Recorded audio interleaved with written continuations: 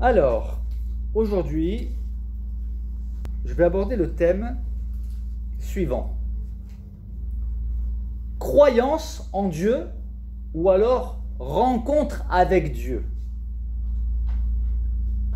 Je répète, croyance en Dieu ou rencontre avec Dieu. Vous allez voir qu'il y a une différence, et pas des moindres. L'apôtre Jacques, dans sa lettre au chapitre 2, le verset 19, il dit ceci. « Tu crois qu'il y a un seul Dieu? Tu fais bien. Mais les démons le croient aussi, et ils tremblent. » Que veut-il dire par là? Que le fait de croire en Dieu n'est pas suffisant. Parce qu'il affirme que les démons croient aussi en Dieu. Mais ils sont du mauvais côté. Et ils tremblent. De quelle nature est votre croyance? D'où vient votre croyance en Dieu? S'agit-il d'une croyance qui fait partie de votre culture? Ou alors une croyance traditionnelle? C'est la tradition? Voire même une croyance familiale. Vous êtes tombé dedans quand vous étiez petite. Il peut même s'agir d'une croyance intellectuelle. On peut croire par des raisonnements. Mais cela ne signifie pas que le cœur ait changé, que le cœur soit renouvelé. Et ça ne signifie pas qu'on a fait une rencontre personnelle avec Dieu. Ça ne signifie pas que notre foi soit profonde, authentique. Elle peut être là comme une canne sur laquelle on s'appuie, mais sans plus. Comment êtes-vous devenu chrétien? Posez-vous cette question. Posez-vous la question de pourquoi est-ce que je suis chrétien ou chrétienne? Pourquoi est-ce que j'ai la foi? D'où vient votre foi? De l'éducation que vous avez reçue? Elle vient d'où cette foi qui vous anime?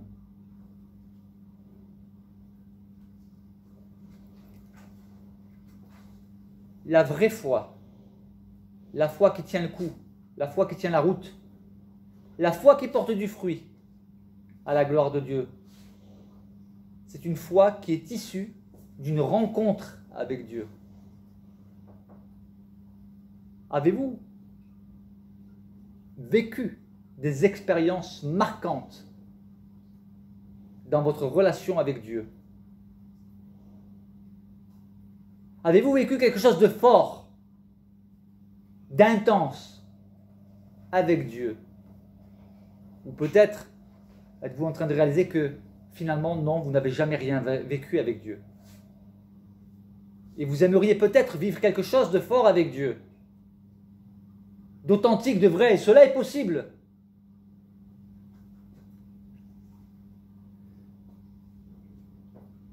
Abraham, celui que la Bible appelle le père des croyants, a fait une rencontre avec Dieu. Il a vécu une expérience concrète, palpable, réelle avec Dieu.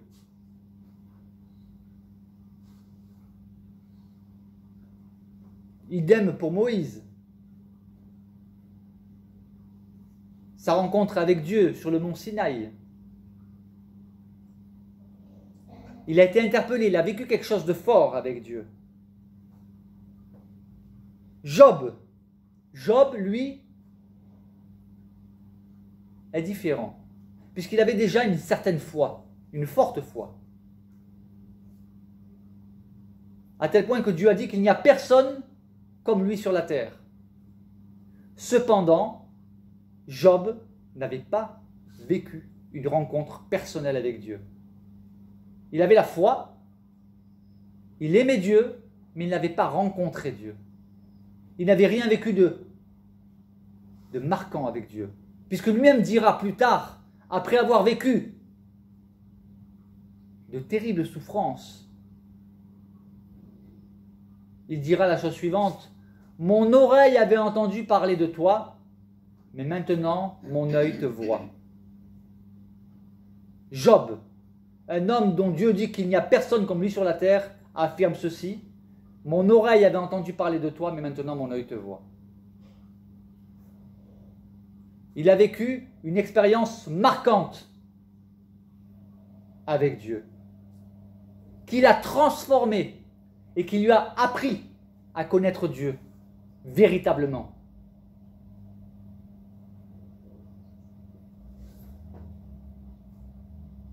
Contemporain à Jésus, il y a Nicodème, parmi tant d'autres. Nicodème était un enseignant religieux, un docteur de la loi. Cependant, il est venu rencontrer Jésus de nuit. Il ne voulait pas le faire de jour, pour pas qu'on le voie. Mais il a voulu rencontrer Jésus de nuit pour le questionner. Jésus lui a parlé de la nouvelle naissance. Nicodème n'a rien compris. Et Jésus lui dit, tu es docteur de la loi et tu ne sais pas ces choses. Nous avons affaire ici à un homme religieux, croyant, mais qui ne connaissait pas Dieu, qui n'avait pas rencontré Dieu.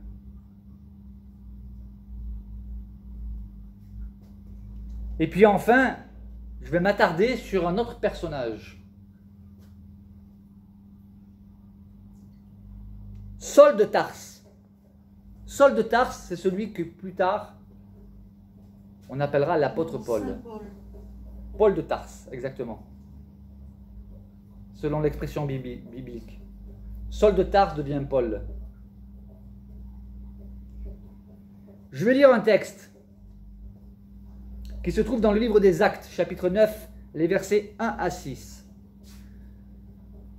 Saul, respirant encore la menace et le meurtre contre les disciples du Seigneur, se rendit chez le souverain sacrificateur et lui demanda des lettres d'autorisation pour les synagogues de Damas afin que, s'il trouvait des partisans de la nouvelle doctrine, hommes ou femmes, il puisse les amener captifs à Jérusalem.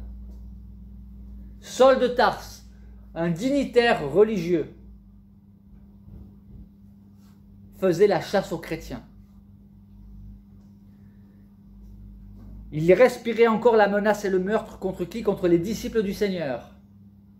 Saul de Tarse. Et il a reçu des lettres d'autorisation de la part des autorités religieuses afin de capturer des hommes ou des femmes qui croient en Jésus-Christ. Ils appelaient ça les partisans de la nouvelle doctrine. Et comme il était en chemin sur Damas, sur la route de Damas, et qu'il approchait justement de Damas, tout à coup, une lumière venant du ciel resplendit autour de lui. Il tomba par terre. Il entendit une voix qui lui disait « Saul, Saul, pourquoi me persécutes-tu » Je m'arrête un instant ici. Saul de Tarse était un religieux, un érudit des Saintes Écritures. Et pourtant, il persécutait les chrétiens. Il croyait en Dieu, on pourrait dire dur comme fer. Mais il était, pardonnez-moi l'expression, complètement à côté de la plaque. En toute bonne conscience, il croyait servir Dieu. Et en réalité, il s'opposait à Dieu. Et c'est là qu'il va vivre cette rencontre avec le divin. Une rencontre qui va bouleverser sa vie pour toujours. Donc pendant qu'il est en chemin sur la route de Damas, une lumière venant du ciel resplendit autour de lui. Il tombe par terre et il entendit une voix qui lui parle et qui lui dit « Saul, Saul, pourquoi me persécutes-tu » Et Saul répondit « Qui es-tu, Seigneur ?» Qui es-tu, Seigneur? Il a compris qu'il est en train de vivre quelque chose de surnaturel. Et le Seigneur lui dit « Je suis Jésus que tu persécutes. » il est en train de lui dire, pendant que tu persécutes les chrétiens, c'est moi que tu persécutes à travers eux.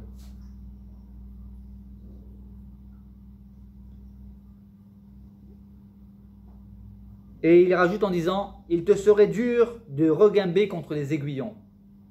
Ça veut dire, il te serait dur maintenant de faire marche arrière, tu es allé trop loin. Et maintenant, il est confronté à Jésus.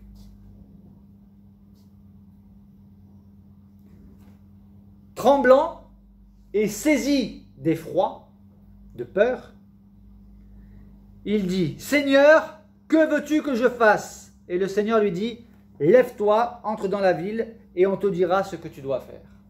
Un dialogue s'est engagé avec Jésus. Ce croyant ne sera plus jamais le même. Il croyait en Dieu, il avait une grande croyance, une très forte croyance, et pourtant il était éloigné de la vérité divine.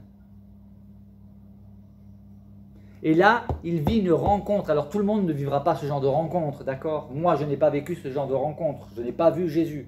Mais j'ai vécu des événements, pas qu'un seul, plusieurs, des événements personnels forts et marquants, qui ont changé ma vie, qui ont transformé mon cœur. Je ne suis pas devenu parfait, mais je ne suis plus le même. Plus du tout le même que celui que j'étais autrefois. Et donc là, il capitule. Il persécutait des hommes et des femmes qui croyaient en Jésus-Christ. Et là, Jésus-Christ se révèle à lui en personne, dans une lumière éclatante. Et Saul de Tarse capitule.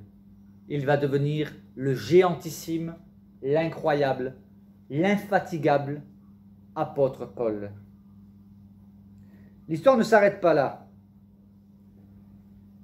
Parce que le Seigneur, lorsqu'il s'engage dans une rencontre personnelle avec vous, il va jusqu'au bout. Il y avait à Damas, vous savez que Saul de Tarse était en route pour aller à Damas, d'accord? Et à Damas, il y avait un chrétien, un disciple nommé Ananias. Et le Seigneur va apparaître à Ananias dans une vision. Le Seigneur lui dit dans une vision, Ananias.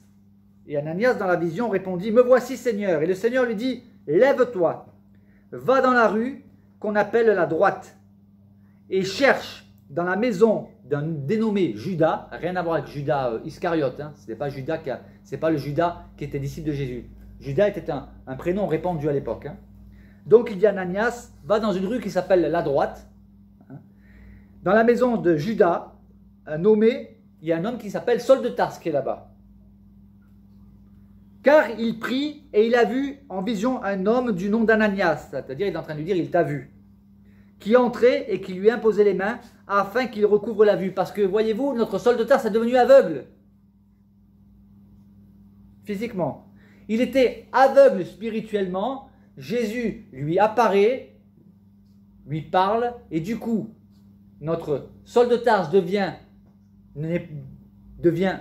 voyant spirituellement, mais il devient aveugle physiquement. Et autrefois, c'était l'inverse. Donc, Saul de Tarse est en train de prier et il a vu en vision un homme du nom d'Ananias qui entrait, qui lui imposait les mains afin qu'il recouvre la vue. Ananias répondit, Seigneur, il essaie de négocier avec le Seigneur, il ne comprend pas. Il y a le dicton populaire qui dit, les voies de Dieu sont impénétrables. On a du mal à les comprendre. Et Ananias avait du mal à comprendre ce que le Seigneur est en train de lui demander. Le Seigneur est en train de lui dire, va dans la maison d'un certain Judas, à Damas, dans la rue qu'on appelle la droite, il y a un nommé Saul de Tarse. Il connaît ce nom, il fait trembler. Tout le monde a peur de lui, les chrétiens ont peur de lui. Et alors il va dire au Seigneur, comme s'il pouvait expliquer au Seigneur qui est Saul de Tarse. Hein. Donc Ananias dit au Seigneur, Seigneur, j'ai appris de plusieurs personnes tout le mal que cet homme a fait à tes disciples à Jérusalem. Et en plus, il a des autorisations de la part des principaux sacrificateurs pour capturer tous ceux qui invoquent ton nom. Il est en train de dire à Jésus, mais Tu me demandes d'aller voir cet homme, mais cet homme-là, il persécute les chrétiens. Il a des autorisations pour nous capturer. Et la réponse de Jésus est sans équivoque. Va, car cet homme est un instrument que j'ai choisi pour porter mon nom devant les nations, devant les rois et devant les fils d'Israël. Et je lui montrerai tout ce qu'il doit souffrir pour mon nom. Lui qui persécutait les chrétiens est choisi par Jésus pour annoncer l'évangile. Et Jésus dit, je vais lui montrer tout ce que lui va devoir souffrir, parce qu'en tant que chrétien, il va souffrir la persécution. Le persécuteur va être persécuté. Il ne s'agit pas d'une vengeance de Dieu, mais d'une réalité. Quand on veut suivre le Seigneur, il y a des persécutions qui nous attendent, des difficultés, des problèmes. Alors Ananias capitule lui aussi. Il décide d'obéir à Jésus. Ananias sortit, et lorsqu'il fut arrivé dans la maison que le Seigneur lui avait indiquée, il imposa les mains à Saul en disant « Saul, mon frère, le Seigneur Jésus qui t'est apparu sur le chemin par lequel tu venais, m'a envoyé pour que tu recouvres la vue et que tu sois rempli du Saint-Esprit. » À présent, il appelle Saul mon frère. Au même instant, il tomba des yeux de Saul comme des écailles et il recouvra la vue. Il se leva et fut baptisé. Et après qu'il eut pris de la nourriture, les forces lui revinrent, car il avait été affaibli. Saul resta quelques jours avec les disciples qui étaient à Damas, et aussitôt il prêcha dans les synagogues que Jésus est le Fils de Dieu. Tous ceux qui l'entendaient étaient dans l'étonnement et disaient « Mais n'est-ce pas celui qui persécutait à Jérusalem ceux qui invoquent le nom de Jésus? Et n'est-il pas venu ici pour les emmener captifs devant les principaux sacrificateurs ?» Ils ne comprennent pas. Et nous aussi, nous avons du mal à comprendre. Comment le Seigneur a pu choisir un homme qui persécutait les chrétiens. Parce que voyez-vous, le Seigneur, il a accès à ce que nous ne voyons pas. Les profondeurs du cœur. Dieu voit au fond de votre cœur ce qu'il y a. Et nous jugeons souvent sur l'apparence. Cependant, Saul se fortifiait de plus en plus et, écoutez bien, il confondait les Juifs qui habitaient à Damas, leur démontrant que Jésus est le Christ. Voilà les fruits d'une rencontre avec Dieu. Voyez-vous la différence qu'il y a entre croyance et rencontre avec Dieu? Croyance en Dieu et rencontre avec Dieu. On peut croire en Dieu et faire n'importe quoi. Mais quand on vit une rencontre personnelle avec le Seigneur, alors c'est une expérience marquante, transformatrice. Et vous n'êtes plus jamais le même. Parmi les disciples de Jésus, il y avait un collecteur d'impôts, Lévi, appelé aussi Matthieu. C'était un collaborateur, quelqu'un qui récupérait les taxes du peuple juif, étant lui-même juif, pour ensuite remettre cet argent à l'occupant romain. Et Matthieu aussi a fait une rencontre avec Jésus. Et il est devenu disciple de Jésus-Christ.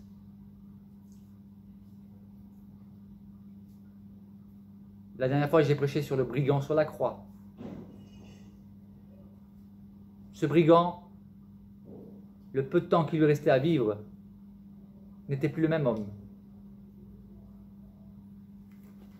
Donc des personnes qui affirment avoir la foi en Dieu, en divers dieux, en diverses divinités, en des tas de choses, il y en a plein. Il y en a beaucoup.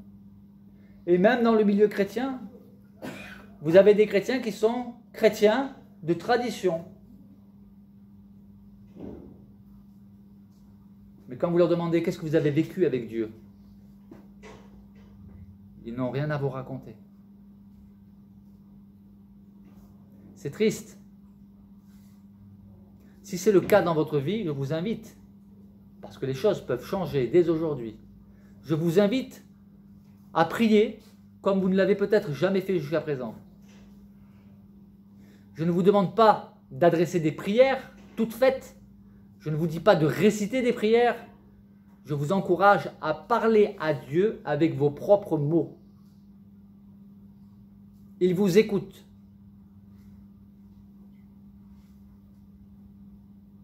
Vous pouvez lui dire tout ce que vous avez sur le cœur. Vos attentes, vos joies, vos déceptions, vos craintes, vos espérances. Prenez conscience aussi, malgré toutes les épreuves que vous avez peut-être vécues, que Dieu a veillé sur vous. Et en quel cas, vous pouvez aussi le remercier. Et vous pouvez lui demander, lui dire, Seigneur, j'aimerais vivre une expérience marquante avec toi. J'aimerais faire l'expérience de la réalité de ton existence. Parce que je crois en toi, mais je n'ai jamais rien vécu avec toi. J'aimerais que cela change aujourd'hui.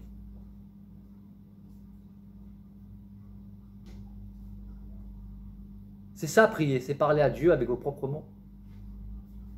Et surtout, ce qui est important, c'est que dans votre relation avec Dieu, vous ayez les regards sur la portée de la relation avec Dieu. Cette portée, c'est une portée éternelle, parce que, vous le savez, nous sommes là aujourd'hui, et dans 1 heure, même dans une demi-heure, nous pouvons ne plus être là. Nous pouvons quitter ce monde à tout moment. Et pour aller où? Possédez-vous cette foi qui sauve, la foi en Jésus-Christ.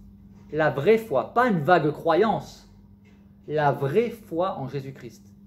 Parce que je peux vous assurer une chose, c'est que aussi vrai que 1 et 1 font 2, aussi vrai que vous me voyez là devant vous, sachez que Jésus existe réellement. Nous ne le voyons pas, mais lui, il nous voit. Nous ne l'entendons pas, mais il peut se faire entendre à nous, comme il le fit pour Ananias, pour Paul, peut-être pas de la même manière. Il fallait que Paul soit secoué d'une manière assez radicale pour transformer ce persécuteur en apôtre, n'est-ce pas? Mais ce qui est certain, c'est que si vous dites au Seigneur, Seigneur Jésus, je voudrais vivre une expérience marquante avec toi, s'il te plaît. Je te laisse choisir cette expérience, Seigneur. Mais j'aimerais vivre quelque chose de fort avec toi. J'aimerais que tu te révèles à moi. Eh bien, vous le vivrez. Parce que voyez-vous, la Bible nous dit, approchez-vous de Dieu et il s'approchera de vous. Jésus a dit, venez à moi, vous tous qui êtes fatigués et chargés, et je vous donnerai du repos. Et il a dit encore, je ne mettrai pas dehors celui qui vient à moi. Ailleurs encore, il est écrit, dans le psaume 142, je crois, quand un malheureux crie, l'Éternel entend. Alors pourquoi toujours quand un malheureux, on entend souvent cette expression quand un malheureux, où j'étais dans la détresse, j'ai crié vers Dieu, parce que voyez-vous, nous les humains, tant que tout va bien, nous faisons rarement appel à Dieu. C'est souvent dans les situations de crise, une catastrophe imminente, une maladie fulgurante, et voici que nous commençons à penser à Dieu. Nous commençons à penser à l'éternité. Et dans ces moments-là, nous sommes sincères. Et nous crions vers Dieu. Il y a un cri du cœur qui vient. Nos prières deviennent tout d'un coup, elles prennent une autre dimension. Elles ont une autre saveur. Elles sont authentiques, profondes. Et là, on est loin de la prière religieuse. De la prière passe-partout. Et donc, quand un malheureux crie, oui, quand on est dans la difficulté, qu'on s'adresse à Dieu, eh bien, il pourrait nous dire, ah, maintenant que tu as besoin de moi, tu m'appelles. Non, je ne te répondrai pas. Non, le Seigneur n'est pas comme ça. Il prend plaisir à nous répondre. Je ne vais pas faire plus long, mais le thème du message d'aujourd'hui, c'est croyance ou rencontre avec Dieu. Croyance en Dieu ou rencontre avec Dieu. J'imagine que si vous venez à la Réunion, c'est quelque part, vous avez de la croyance, n'est-ce pas?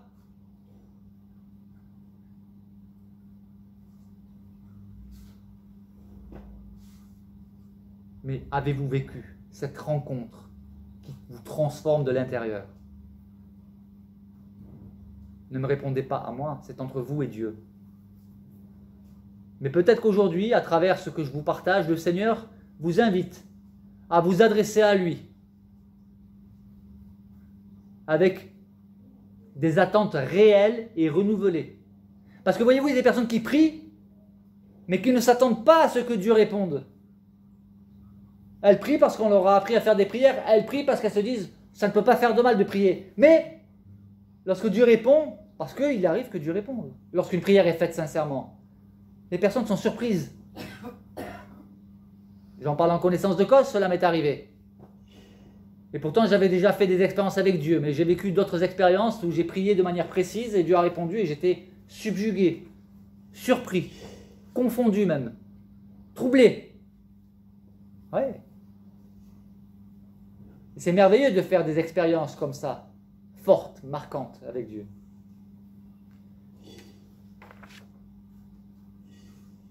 Et voyez-vous ce que je propose? Les sectes ne proposent pas cela. Les sectes cherchent à vous endoctriner. Les sectes ou les croyances erronées. Moi, ce que je vous propose, c'est le moyen infaillible de connaître la vérité. C'est de vous adresser directement à lui. Et cela ne m'appartient plus, c'est entre vous et Dieu. Et moi, je sais, parce que je l'ai expérimenté, que Dieu répond. Donc je sais qu'il bénira certains d'entre vous. Voilà. Que le Seigneur vous bénisse.